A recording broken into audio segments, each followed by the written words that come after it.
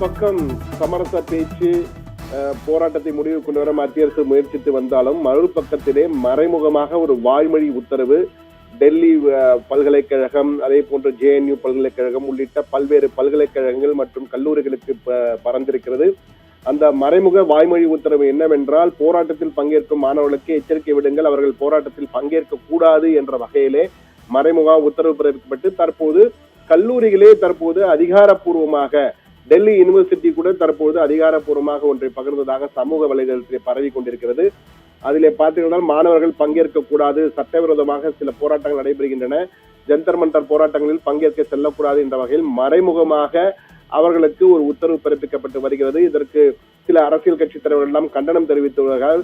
இது போன்று எப்படி தெரிவிக்க முடியும் என்ற வகையிலே கேள்வியும் எழுப்பியிருக்கிறார்கள். ஆனால் இந்த போராட்டம் என்பது சாதாரண போராட்டம் அல்ல.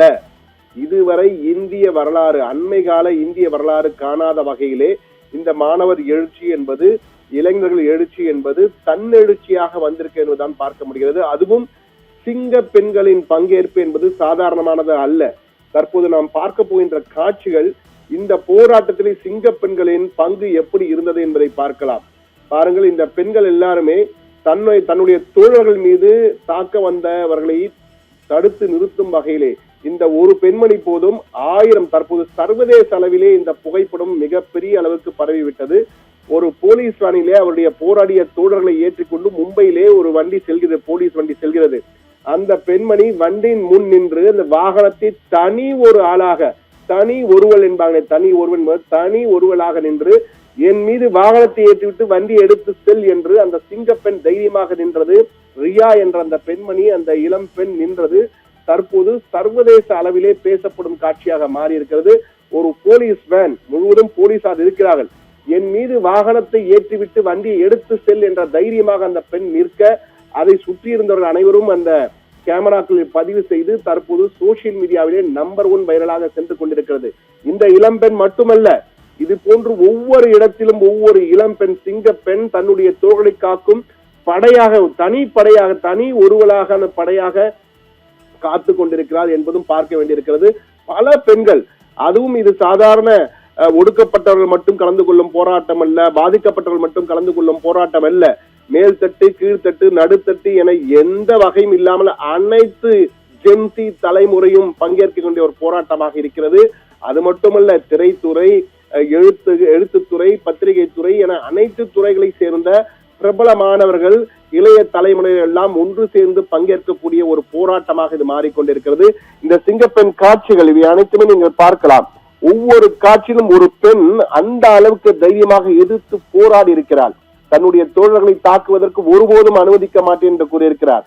அந்த வகையில் ஒவ்வொரு வகையும் அந்த போராட்டம் ஆர்ம்டு வித் எ மைண்ட், பாருங்கள், மிக சிறந்த வாசகம், ஆர்ம்டு வித் எ மைண்ட்.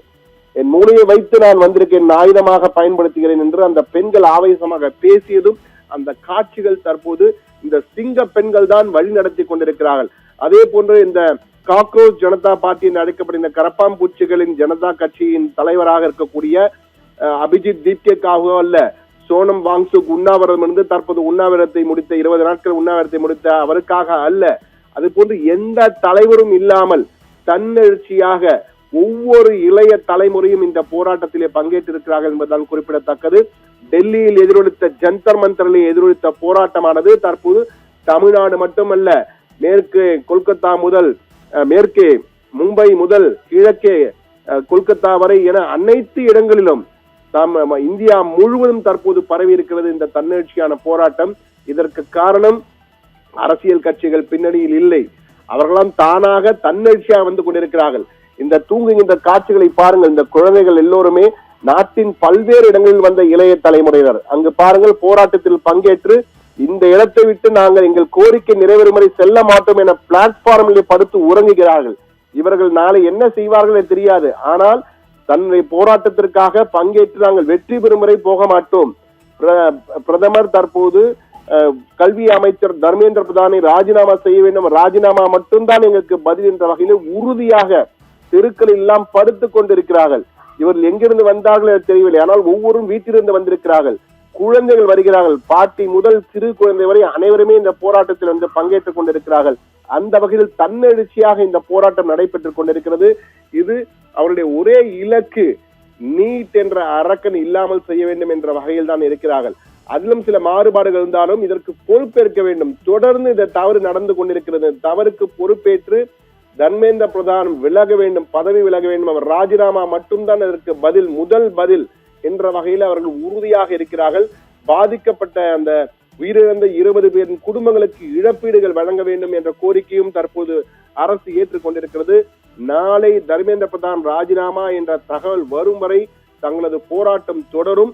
இந்த போராட்டத்தை கலைத்துவிட யார் முயன்றாலும் முடியாது என்ற வகையிலே பஞ்சாப், ஹரியானா, பீகார், உத்தரப்பிரதேசம், மத்திய பிரதேசம், தமிழ்நாடு, கர்நாடகம், கேரளம் என ஒவ்வொரு பகுதியிலும் அந்த போராட்டம் வெடித்திருக்கிறது.